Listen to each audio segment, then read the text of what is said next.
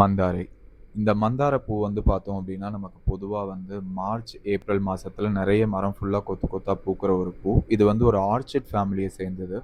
அது மட்டும் இல்லாம பார்த்தோம்னா, இந்த பூ வந்து ஒரு 3, 4 கலர்ல இருக்கு. ஒண்ணு மஞ்சள், இன்னொன்னு வெள்ள, இன்னொன்னு வந்து இப்ப இந்த இதுல இருக்கிற பிங்க் கலர், இன்னொன்னு வந்து சிகப்பு கலர்ல இருக்கும். இந்த பூ வந்து சிவ வழிபாட்டுக்கும், சக்தி வழிபாட்டுக்கும் அதிகமா யூஸ் பண்றோம். இந்த பூ எத குறிக்குது அப்படின்றது நம்ம ஆன்மீகத்துல சொல்றோம் அப்படின்னா, தூய்மை, பக்தி, அமைதி இத குறிக்குமா. அது மட்டும் இல்லாம, இந்த பூவ நம்ம சிவபெருமானுக்கு சமர்ப்பிக்கிறம்போது என்ன கிடைக்குது அப்படின்னா, மனசுக்கான அமைதி ரொம்ப கிடைக்குதாம். அது மட்டும் இல்லாம, அம்மனோட கோவில்ல வந்து அலங்காரத்துக்கு இந்த பூ பயன்படுத்துறாங்கன்னு சொல்றாங்க. பொதுவா வந்து விரத காலத்துல வந்து இந்த பூவ வந்து நெறைய வந்து சிறப்பா நம்ம யூஸ் பண்றோம்.